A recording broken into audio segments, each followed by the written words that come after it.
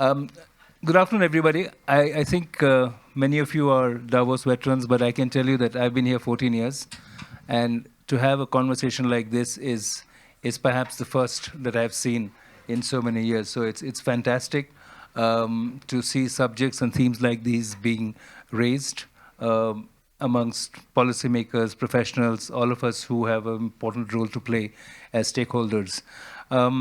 We love technology. Sometimes the technology doesn't love us back.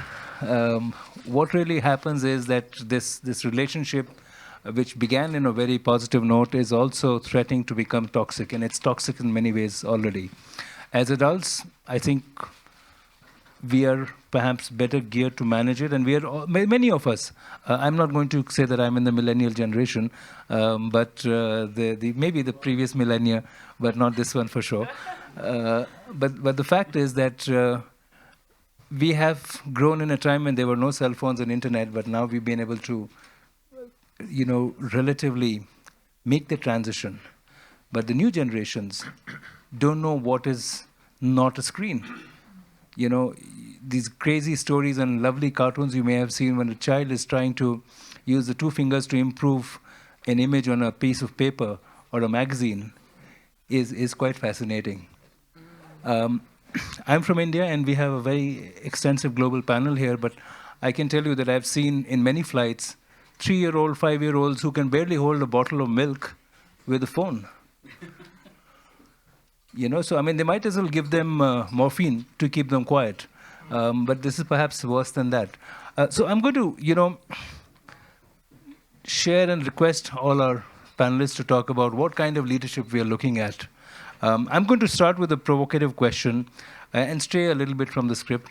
Ileana might have to look at homicide later. But I would also say that because of this, or perhaps other factors, the younger ones don't even want to be leaders. Because to be a leader, you have to take responsibility. To take responsibility, you need to be aware. And to be aware, you need to be conscious. And technology is actually undermining all that. So I'm going to begin with you and share your perspective, and we'll go along this way, and request all the panelists to give their early thoughts on what they think is the key issue. And then we come back to look at what the solutions can be and who are going to be the drivers of those solutions. Thank you so much. I think that it is possible to use technology to develop and exhibit leadership, for sure. I think there are some extraordinary teens out there who have used technology to create a platform and address some major societal issues. I can think in America of a few examples, for instance, among gun rights and climate change and things like that. Unfortunately, it seems that those may be the exceptions more than the rule, because what we know about the use of technology, especially the way that it's reinforced right now among teens, is it's very focused on promoting one's own profile for monetary gain. We have many teens now who are telling us when they're in middle school that their lifelong ambition is to become a social media influencer and to make money. And the social media has really reinforced an element of trying to amass as many followers, as many likes as possible, not towards using that power, that influence towards leading a broad societal issue, but instead to keep the focus on oneself. And that, unfortunately, is kind of antithetical to the whole notion of leadership, where one is trying to use that platform in order to elevate the voices of others. Lars, I want you to build on this. Influencer is not a leader, or is a leader an influencer, as he described? I think it's better to be a role model. I think that when you show up without expecting other people to look at you, then eventually over time you can make an impact. And I think the problem with a lot of kids today is that they look at their impact in the world and their self-esteem not from the inside out, but the outside in. So we have to reimagine what it means to be a conscious being. And that starts with the parent-child relationship and the way that we support them and love them, because these children, if they see their parents on devices when they're young children, they're not getting love from them, and they're going to their devices to get the love that they need. But the love is often expressed in a form of a device. Yeah. I mean, I give you a more expensive device, and that shows you how much I love you. Well, that's simulated. That's not love. The device can't create, and I'll let Mitch maybe speak to this, but what we have not been able to prove is that a device can recreate the feeling and biological response that true human connection can. That's absolutely true.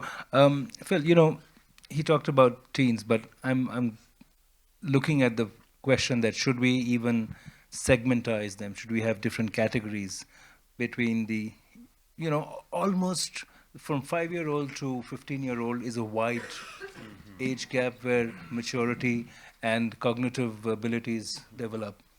So when we talk about leadership and the impact of technology, do we have to look at each band of age differently? So, great question. I think absolutely we have to think of the early developmental stages of raising young people as a really key moment of what we call serve and return, where you look into their eyes and you talk to them and they talk back to you. That builds the kind of neural structure of the brain, and that's one really core early learning. I'm a teacher and represent and work with 47,000 teachers, and we know how important that foundational early learning development of the brain is. But then you also see the 11 to 14-year-olds is when they get this, I almost want to talk about it like the Swiss Army knife of our times, right? This device that can do all of these different things. They get it at between 11 and 14, get more independence. And that's a really key moment to talk about digital well-being, digital literacies. In an age of distraction, how do you have attention when these devices are constantly knocking on the door? Does that mean that between those early ages and adolescence, we don't? Absolutely not. I think, all children and youth, that conversation is there, but I think a more nuanced understanding and the nature of what the devices do is really important to understand at different, what we would say, developmental stages. So it's not just the device, it's actually what the device is leading you to, which is content. So Tessie, I'm going to ask you, you're entrepreneur, board member, and investor, and actually you're the real influencer, as an investor and a person who's got a position at very high levels in corporate world. How do you ensure then that the content which is there on device, so device itself can be benign, but what the device leads to may be very malignant? Yes, no, absolutely. Well, maybe I address this question as a mother. So I have 4 kids from 18, 17, 16, and 2. And yes, there's definitely different ways of looking at the different stages of ages, absolutely. When it comes to content, then as a mother, it's there's so much out there, and there's so many things that create a lot of insecurities for our children. I see it at home as well, the way they react, the way they connect to their peers. I think just going a little bit back to when this real addiction for our youngsters happened, at least for ours, was the COVID pandemic. Right? We wanted to get them off the devices, and then we were forced to kind of like glue them in front of these devices for 8 hours a day. So much that they were just didn't know how to cope with it anymore. There's just so much influx. Then the content with AI now and these other things that kind of like see what you're looking at. We're having a conversation, and then all of a sudden I get all of these adverts on my phone, right? Someone is listening somewhere, and that's the same for our children. So how do we as parents then make sure that the content that is being fed to our children to kind of like look towards a certain political party, to a certain political problem or economic problem, social problem, or whatever it is, our children are exposed to that all day long. Regulations, right? We're still missing a bit of that. And so coming to the content, there's a lot of malign stuff out there on TikTok, all of these videos. I think you get stupider by the time you watch that than not watch it, right? It's just scrolling and scrolling and scrolling. And I think me as a parent, you can't protect them from that because there's a lot of things out there, and I'm 38, but there's so many things that I already don't understand anymore, right? That they tell me. So rather than telling them, don't do that, don't be there, it's dangerous, I try to be there with them, right? There's VR, they have these worlds where during the pandemic as well, they couldn't see their friends anymore. My children are very international, so they were missing their friends. They were alone, stuck on that computer, seeing people through a camera, which your eyes, you get just tired because you don't know where to look, because you don't have an eye contact, right? And so they create these cinemas and everything there. So there's good things happening there because they can connect to their friends, but the content that is malign needs to be regulated, and that I, as a parent, I can speak up about it, talk to policymakers and politicians and people I meet here at the WEF as well, people that really can make a difference. But then, where do I even get with that? People talk about it, they say, yes, yes, yes, we will address it, but actually, who pays the bill, right? Who wants this content to be out there? And these are way bigger animals than I am as a parent. And I think that is the problem that also the WEF should be addressing, and that's why we are actually really also here. So yes, there's malign content, and as a parent, we need to do our due, talk to them, try to connect to them, because we cannot control them, as I said before, but what we can do is connect to your children. As we heard before, right, they are missing something, so they're on their phone to kind of like trying to recreate that moral vacuum that they are missing from home. We parents, it's our fault, all of us here who have children in the teen generation, because we were on our phones all the time. They learned it from us. Right? So it's a big problem that we created for the generation that is coming now. Maybe the next generation with mental health and everything that is going on, that people get more aware, they will get off of it again. But the generation right now of my teens and the teens in their age, it's a problem, right? And that's a lot of our problems that we have created because we are the role models, as you were saying before, and they have seen it from us. So yes, I think just to make sure you have a good communication with your child, that yes, we're all busy, we're all on our phones, we all have computers, we all have here and there, we need to run around like headless chickens, yes, because we want to be seen to be busy, I get that. But just try to at least once a day reconnect to your child and say, hey, we're in the real world now. Take out your AirPods. Yes, it's hard. Breathe. It's going to happen. Put your phone there. We all put them on a pile. Whoever takes them first takes the dishes out. And then let's just talk, What have you done today? What have you seen online? What's your screen time? Let's all compare. How many hours was Mama on the phone today? Ugh, I'm not good at that as well, right? Papa, Gabriel, Noah, Julia, whatever. Let's compare and let's see if we can make it better tomorrow and be less on our phones. But the point on content, I'll dwell on that for a bit and maybe request Jim to come in on that as well. I think the screen time has again to be categorized. Some is entertainment, and now schools are forcing you to go on screens. If you want to shop and entertain, you have to go on a screen. If you want to talk to family members who are in other parts of the world or other cities, you have to be on the screen. So how do you even calculate screen time, right? So that becomes a tricky thing. But since you mentioned about your 4 children, it'll be interesting to know, how do you see the variation in their leadership skills where they are right now? Do you see interesting patterns there? Yes, absolutely.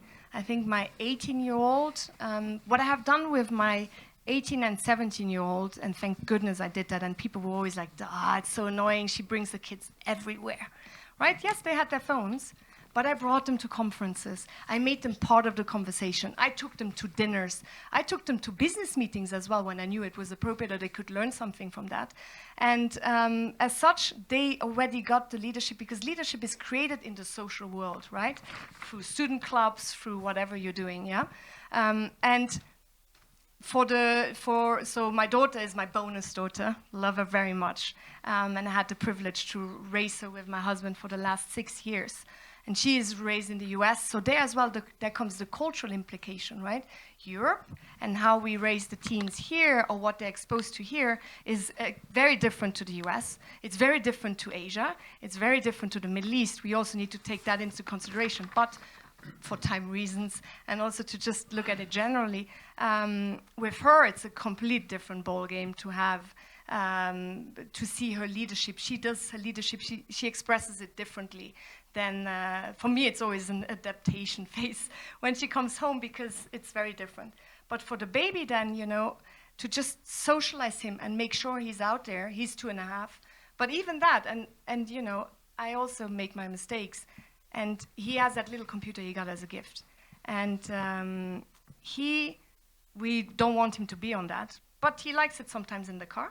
So we give it to him, and he calls it Gabriel, which is the name of my oldest son. So instead of computer, he calls it Gabriel. What does that tell me? And what does that tell my oldest son? And I told him, he calls it Gabriel because he sees you on the computer all the time. Is it for school? Yes, but it's also for gaming.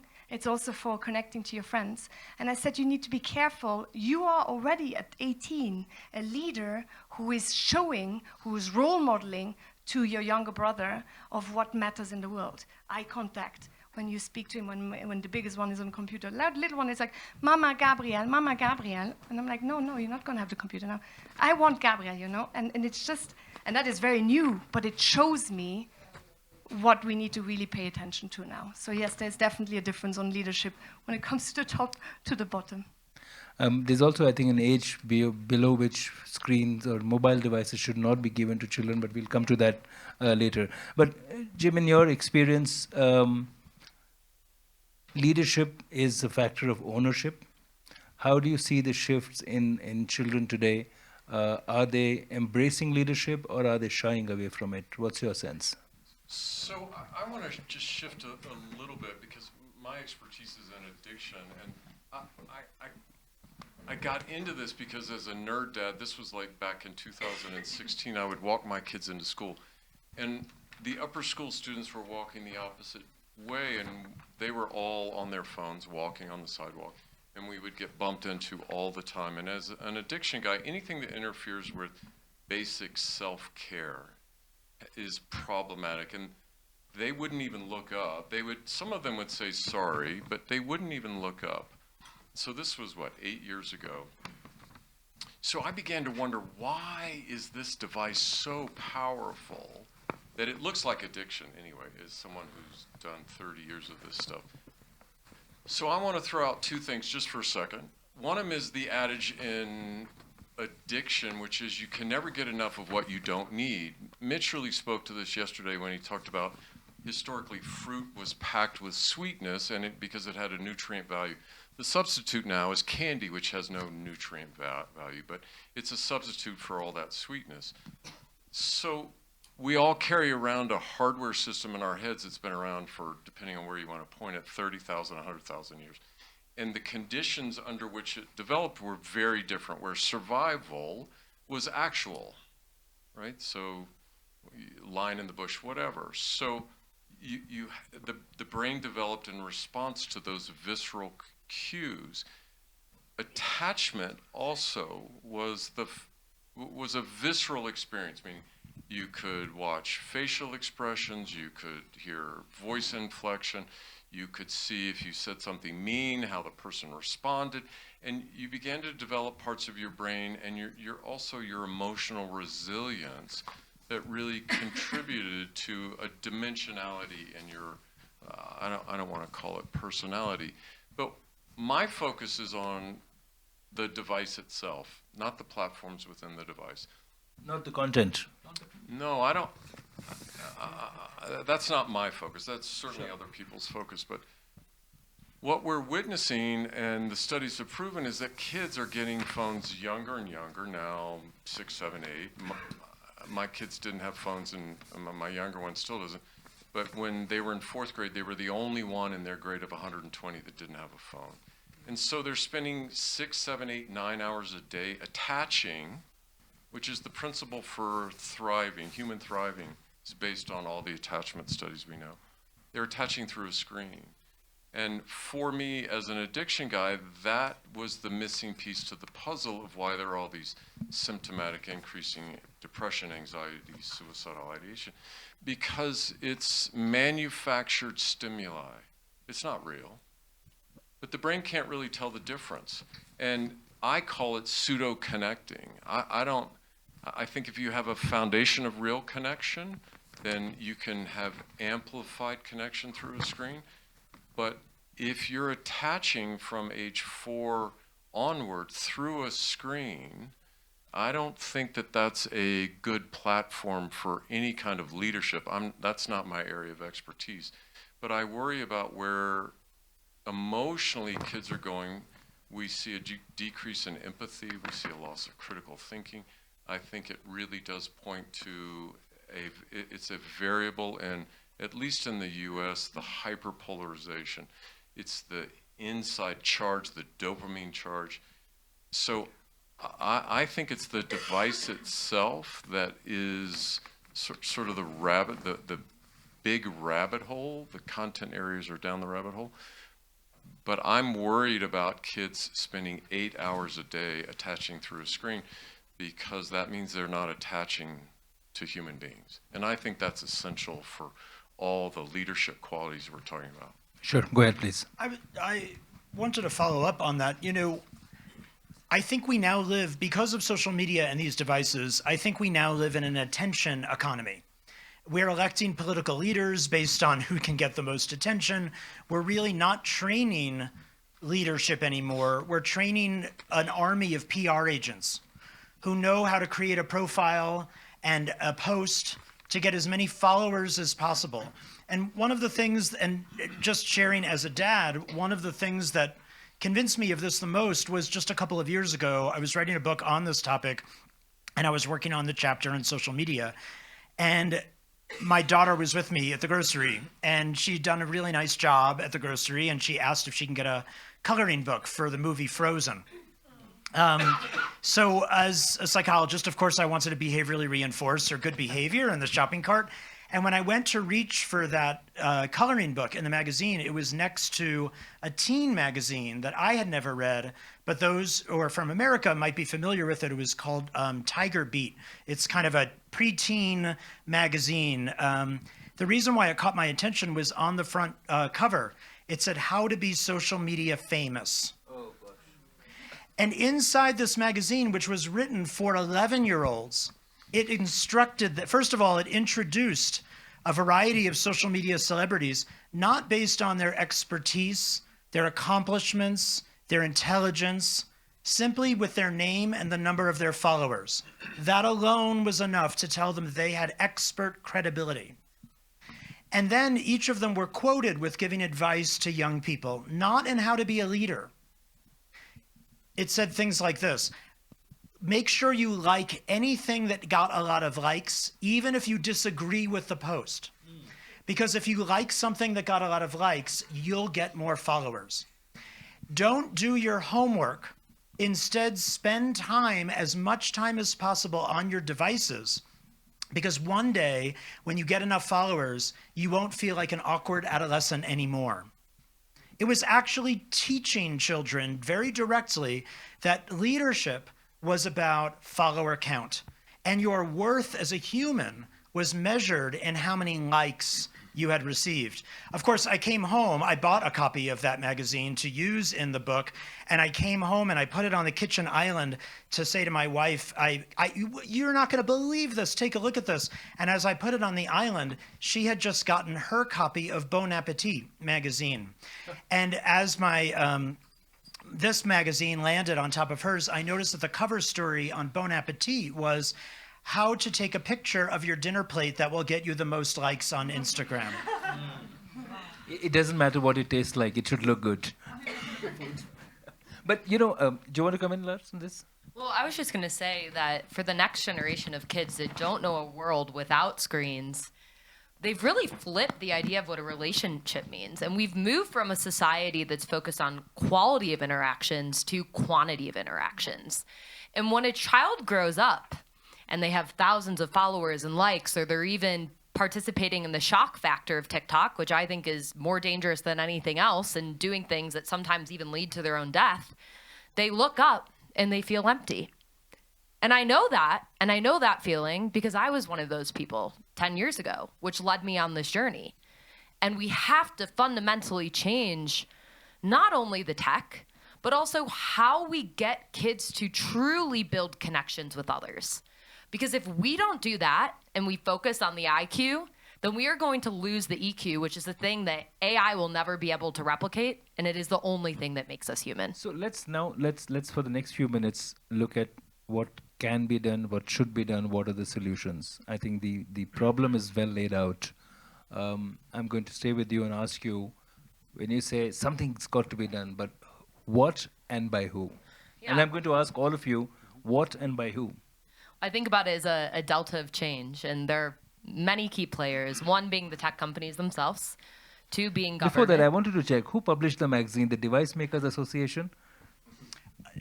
The devil. No, no. Tiger Beat is apparently a magazine that's been around for a while that features boy bands and teen, young teen girl interests. I don't know, but it was interesting that on this particular magazine and on so many now, I understand the Russian government has had to put out a series of health advisories around the number of selfie-related deaths.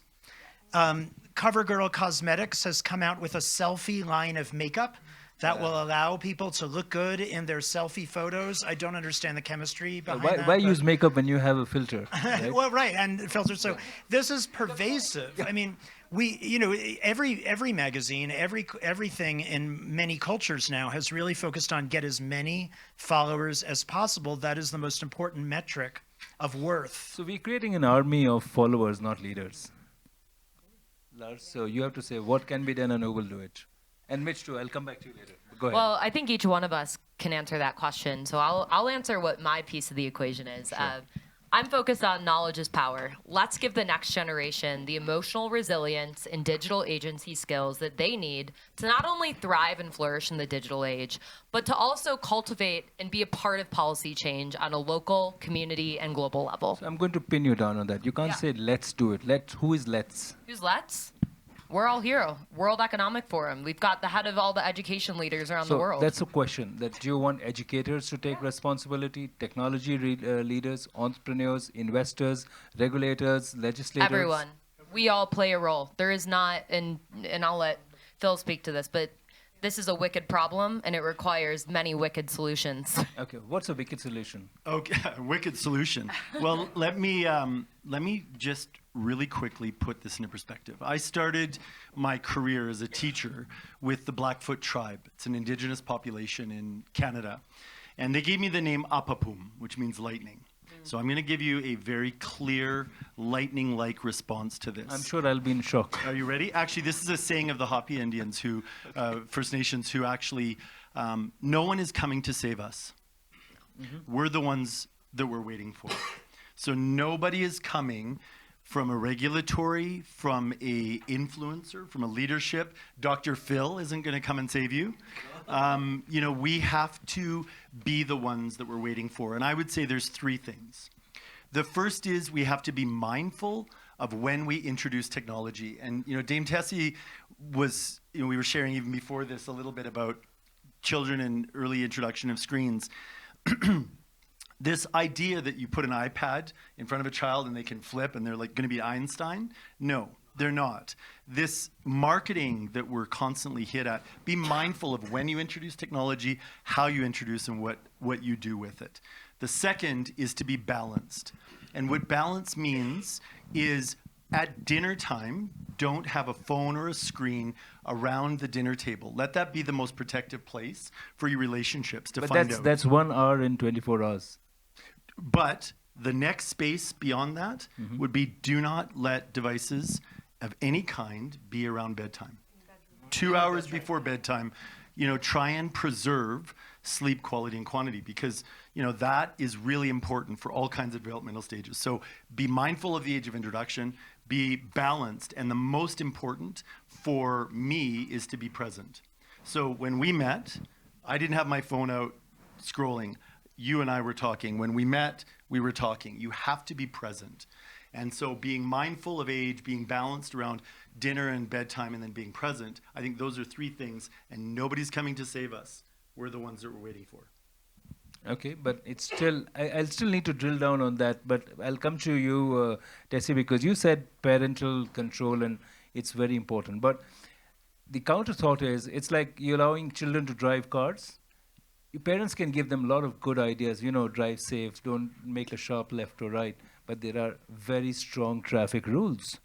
So it's not just the parents, it's a regulatory ecosystem which is ensuring that you drive safely because a vehicle is as much a convenience as a weapon.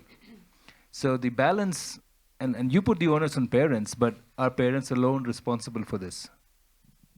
No, not at all. I think microphone doesn't work, but you hear me, no? Yeah. I think it is.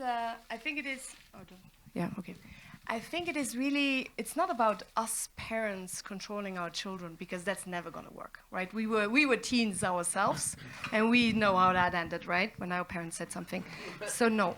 But I think, and as we talked before exactly about that, I think what we can tell our children, we can teach them what we have learned from our experiences.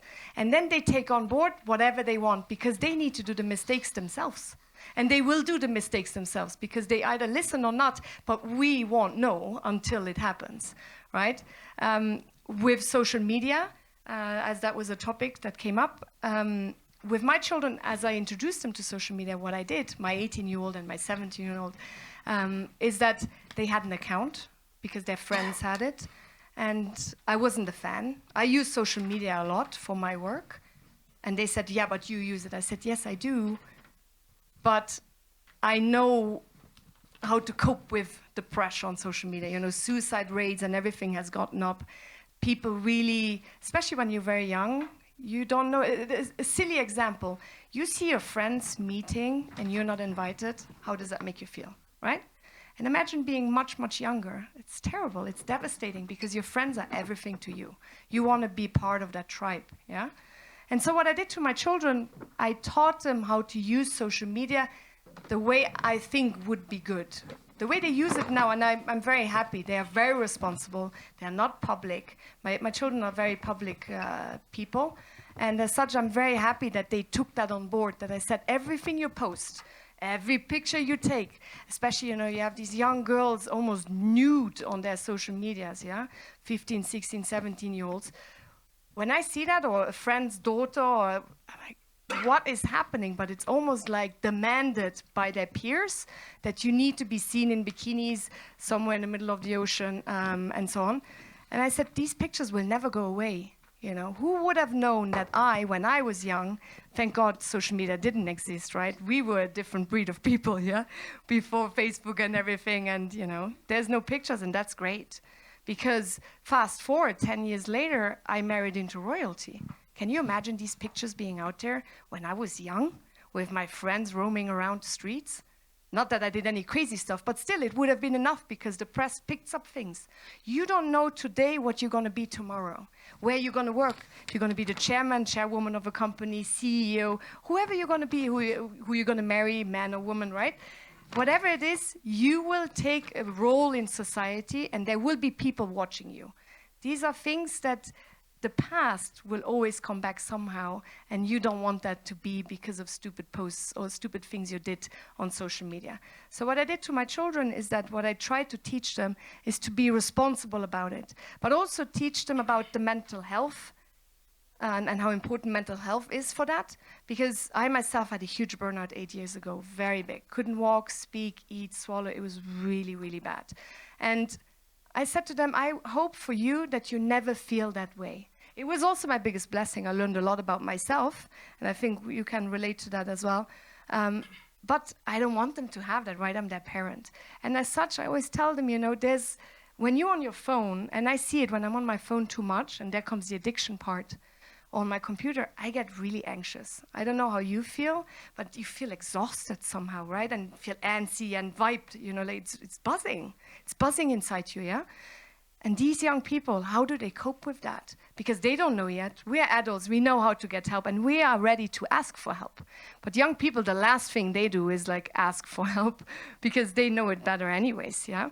And as such, you know, to talk about these things and protect them in that way then, to say, hey, you know, there's something like meditation, there's something like breath work, there's cool things when you use your device that you can also have that on, right? You use the device not just for social media and whatnot, but also use it for good, because despite the addiction a device brings, which they will be on anyways, show them also things that could actually be also to their benefit, that they could share with their peers, where they say, wow, I saw that app on mental health, like Mindspace, or what is it called? Headspace, and so on. And that actually really helped me, right? And make it, as you said before, digestible specifically for young people when they get their first phone. So you catch them right on the track of the train. before it is too late, before they start getting their own patterns and getting into the wrong circles, right? That they have something where they're like, okay, I learned that. And going to the educational part then, and then I stop, is really as an educator, I created a charity over 7 years, scaled it to 21 countries. And there, the education, I really learned about how important education is in this whole process, in everything we're doing, right? But talking about social media, you know, you see it in newspapers on how to get more followers and likes and everything. They should have classes in school about social media usage, the goods, the bads, fake news, all of these things, how to read in between the lines of posts of different people, because especially influencers and others, you know, they are bought. There's a certain interest they want to put out to the world. These young people don't know that. Yeah, they're just there to consume, be exposed to it. And as such, there's all of these different things that need to be reinforced. And I think that's why we're all here. Sure. So quick one from Jim, and then we'll come to the questions So here. Yeah. I have the cynic's viewpoint here. I believe these devices are designed to be extractive and addictive. That they're not neutral. Think about your microwave oven. It's not calling for you. These devices are pulling for your attention all the time, and I think they're, by design, hyper-stimulating. So I'm a dad of 2 boys. Intuitively, I don't let my kids watch violence or porn. I don't need the science to know that it's overwhelming. They're not capable of integrating it. My 13-year-old certainly would be overwhelmed, but he would be totally fixated on it, right? So I keep it away from them. Developmentally knowing, not just neurobiologically, but emotionally, how they grow and what they're able to integrate in a healthy way. Kids who are sexually abused have a hypercharged relationship to it that almost always, not always, gets distorted. We know all about that. I would ban, or at least put a warning label on phones for anybody under 14. And I'll tell you why. Because neurobiologically, there's the second most critical period for brain development is adolescence. That's when the brain sort of pairs down, myelination takes place. So it goes from a dense forest to really kind of, it looks like it's been burned out.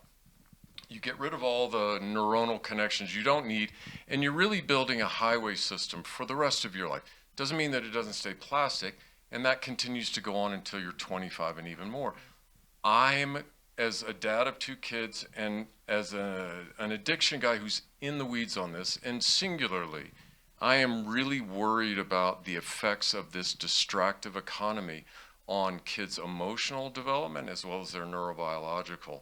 I've worked in addiction where the earlier, almost always, the earlier you start using alcohol, drugs, cigarettes, the more difficult your life trajectory is. There's plenty of studies that show that. I believe that it is, in basic terms, the same principle. The hyperstimulation, these kids are unable to regulate. I wouldn't give my kid, even the 15-year-old, cocaine with a list of precautions and how to use it consciously. And I just wouldn't do it. I recognize, like all the social change movements about tobacco and driving, they come with a recognition of kids' neurobiological vulnerability. I believe these devices are overwhelming for kids, and they're incapable. I don't give my kids something to do. I don't let them drive cars because they're incapable. I believe that phones fall within the same category. That's a radical solution, but I think if it could, in some nirvana place, be implemented, I think there would be a huge transformation. Because I've gone into second grade classes, every kid has a phone. Every kid has a phone. To me, that's horrifying.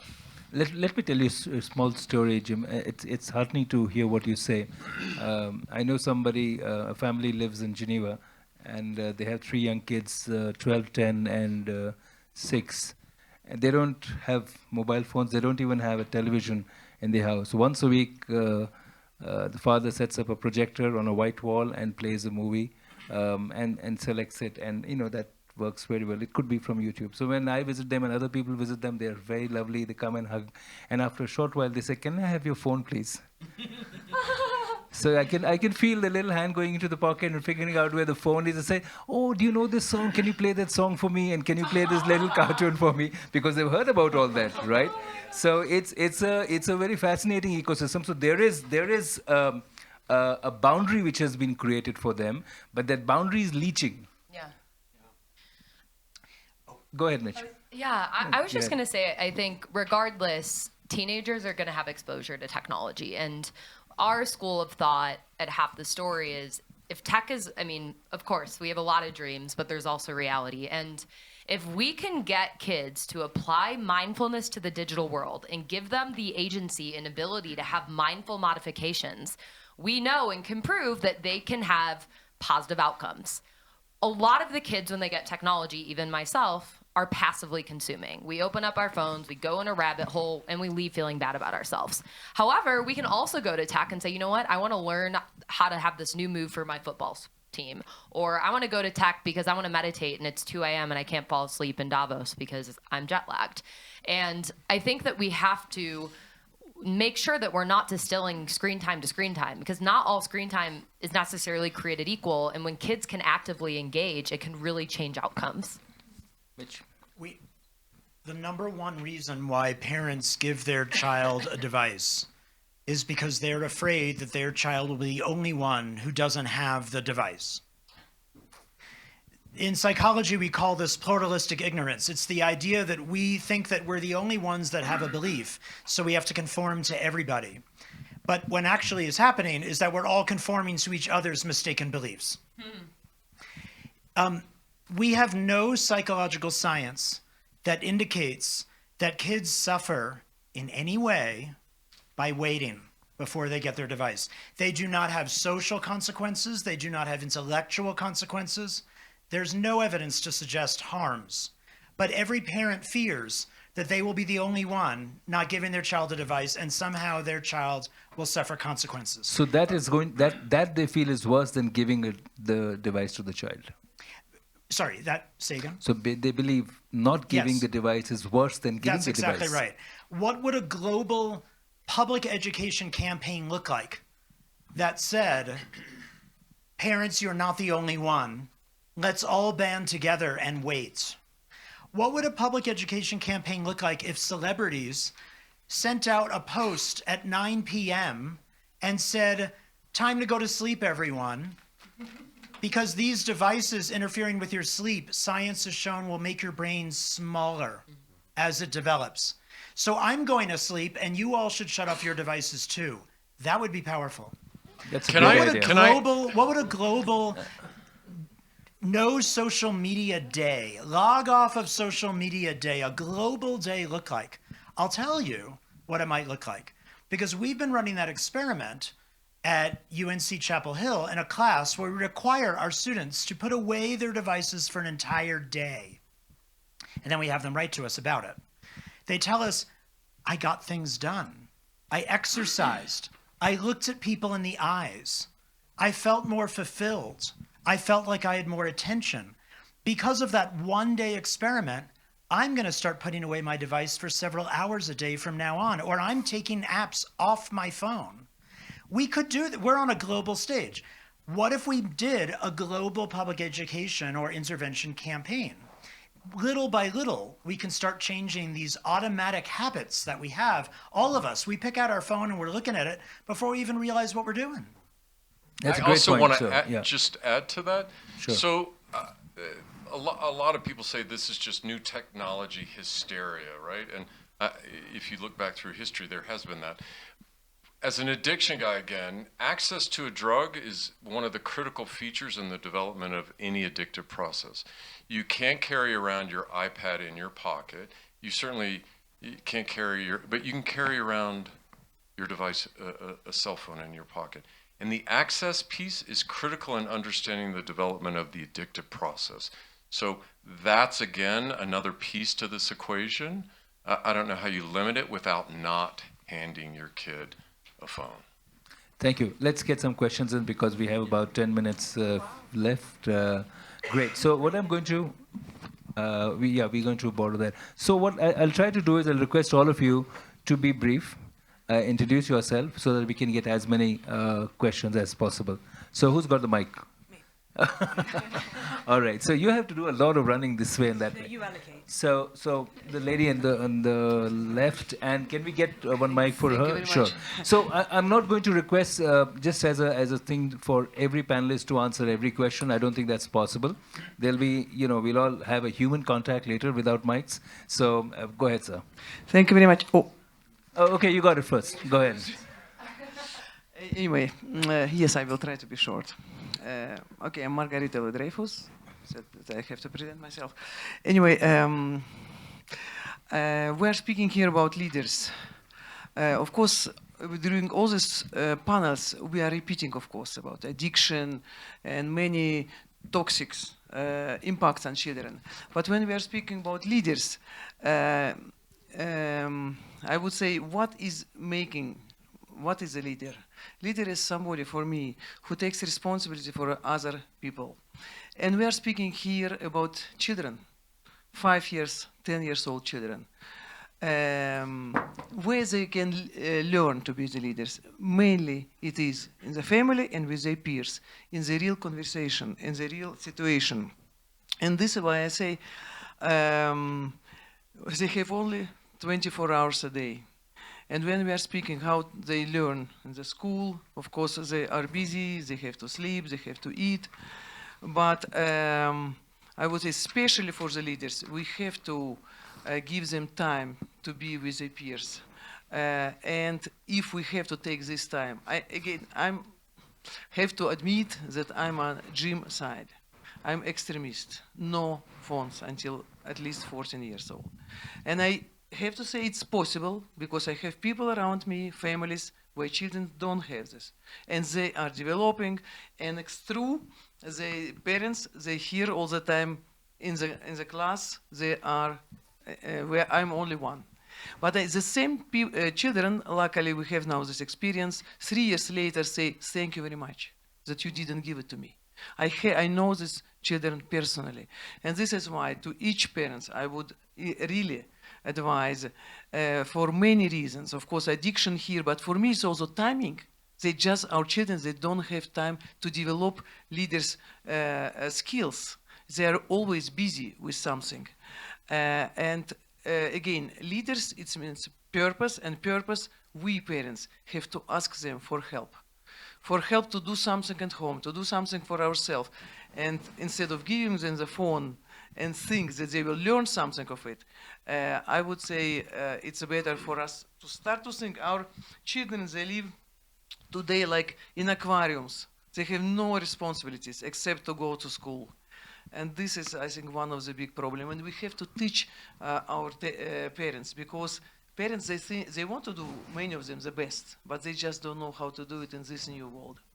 Thank you. I think that's a great It was point. another question, but maybe it's Thank you. The gentleman here? Yeah. Yeah, 1 second. maybe a question on an elevated level. So what I see, or what we see, is a technological evolution which is exponential. And we all know our biological evolution is linear. Generation to generation, we slightly change. So if this gap now is going up, right, is there a danger of a global mental health crisis? I believe so. So why do governments do not regulate it, would be my first question. And the second is it maybe because if we allow the technological revolution, we have to allow for a biological accelerated evolution, meaning you accept the crisis? I wonder why we don't act yet as a I think what you're saying is first is a recognition of the crisis, and then the action to mitigate that crisis. So any quick response from the panelists? 30 seconds, please. So one of the things I would say is that, yes, this is a crisis. Mental health has been a crisis pre-pandemic and is an acute issue now. In terms of why, you have to remember that data is the new oil, right? Data and profit over your data and how you're actually using that. So this is a really large issue of commodification and commercialization of the individual and of your data. And so until we have some structures, maybe regulatory, privacy and others around that, that's where the real profit motive from a global sense is. And, that's going to be one of the big issues going forward. Thank you. So, I have a 1.5-year daughter and 3.5-year son. And I moved to a new community in India. And I want to invite everybody of you. Because we don't have TVs, you absolutely don't use mobile phones. It's a community, the best of the people came from MITs to Stanfords, whatnot. And again, policies, governments, they have their own agendas, okay? And they want to sell more phones. This is what it is. It is our way. We need to, where is our new home looks like. So it's all about community. Go to the community where they have this kind of like-minded people. So I will give my card to the event organizer. I want all you to come there and spend a week there. So you understand what's a meaningful difference happening there. I think that's a great idea because it also sets a point of benchmark for people to see that how life can be. It's a nice place, central part of India, Hyderabad, well connected. So and given perfect. It's -42 in Canada, I'm coming. Yeah. And it's +42 right Yeah, there. so come there, spend. It's a lot of global campus, Right. 5,500 acres campus. Please come so that all your questions will be answered there, and you're going to becoming Perfect. a different parent. Thank you. So the lady at the back, please, and then I'll come to you. Yeah, my name is Christine, and we discuss here about the next generation, and I think it would be very important to invite them to the panel. Why we do not discuss with them more? I think this is the key to solve the challenge from the future. That's What a do you great think point. about this? It did strike me. There are youth Our here. friends are. But they yeah, have but- to sit here. Well, there are some. So, okay. Yeah. So, can I request you to speak, please? Okay, ladies and gentlemen, can I get a mic to you, please? But I'm requesting him to speak first. Please go ahead quickly. My name is Pierre, and I have a question regarding: can we actually solve this issue that we're in right now? Because we are becoming so dependent on those phones for every day, on a daily life. Let's say you need to take the bus, you have a card in your phone, you need to pay, you pay with your phone. Everything you do today is through the phone. So can we even, especially with the younger kids coming up now, can we even solve that issue? Because we are 100% dependent on that phone. I'll We give you a cannot short answer. I don't think we can remove the devices. We can manage the devices. I think the question is about what's the optimal use beyond which it is harmful. I think that is what broadly we can agree. But how and why we're going to do that, I think that is a difficult question. Can the I go lady next? there. Oh, sorry. I just want to throw out, the concern for me is that kids are becoming attached to devices, not to other human beings. And long-term consequences of that are fairly horrifying to me. On a practical level, I don't think kids raised on devices from an early age will be able to read War and Peace when they're 30. I don't think they will be neurobiologically capable because it requires sustained attention, concentration, and ability to sit still.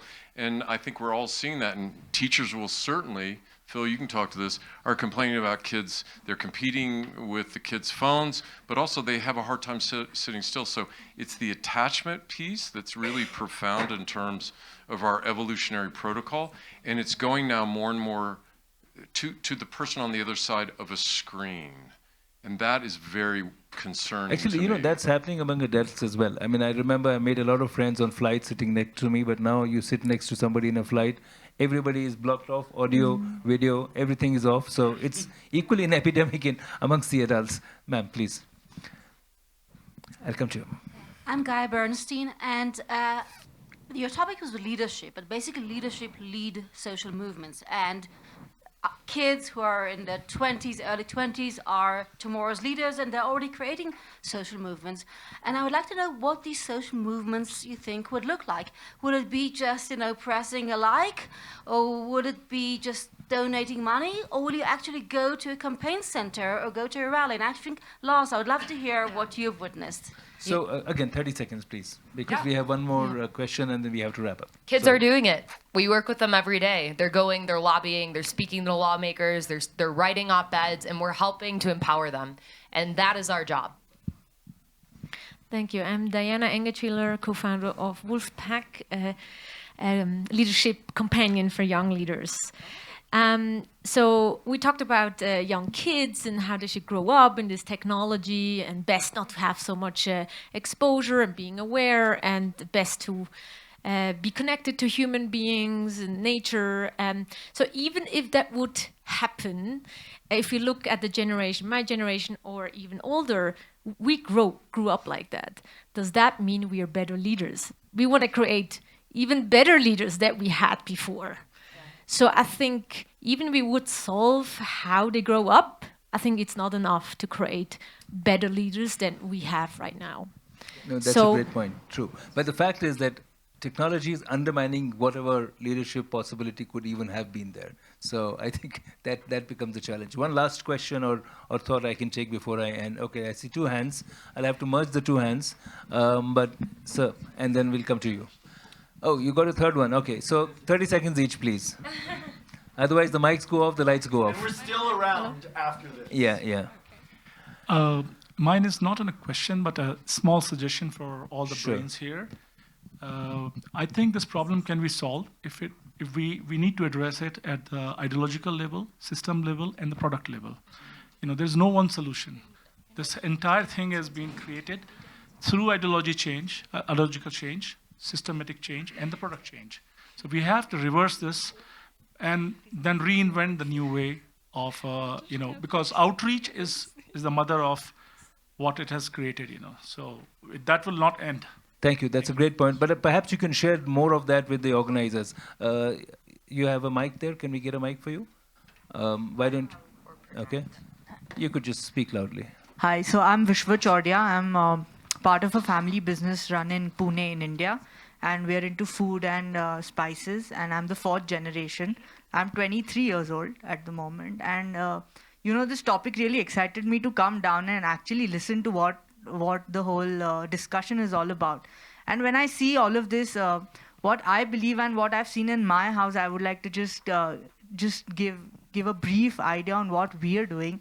So I see my parents inclined towards spirituality, inclined towards a lot of much more purer things in terms of actual communication, actual touch, actual physical, physical experiences. And that is what has actually made us also use technology in a very... Can you give an example? So, for example, whenever we are using screens at our houses, it's mostly to listen to spiritual discourses or sermons, or we're doing something related to the benefit of our community back home. So, that has been really helping us to use technology in a much more relevant way, in a progressive way. So what you're saying is, I'll have to interrupt you here. What you're suggesting is that when you use technology, it should be for a larger engagement and a community and group engagement, not private, selfish engagement. Is that what you're saying? Not really, but what I mean to say is that... That was so No, well I mean... done, too. No, I mean, you could use it for your personal development as well, but this is what has been impacting, and I've seen the impact in our community. When we use it, we're aware of what is happening. We're much more... We're able to communicate in a much better way because we're aware of what is relevant. So what, again, I'm going to suggest to all of you on behalf of Ileana that share your ideas and suggestions and constructive options to the team, and I'm sure we can create a larger piece around it. Sorry. Sure. Yeah, I know. One last short question. Of course, I noticed her. If the young generation or the next generation doesn't want to be the leader or doesn't want to take responsibility, who else is going to be the leader? That's a great question. So you have to take the responsibility. You don't have an option. Okay, so I don't have an option. Yeah, but by raising that question itself, it shows that you have a leadership quality. They're all leaders. They're 40 years ahead of all. Thank you. So with this, I'm going to end. I'm sorry, we have run out of time. Thank you so much for this. This is just a small glimpse of the various ideas and brainstorming that we're doing in a public way. And I hope we can lead this to something constructive in the coming months and days. Thank you so much.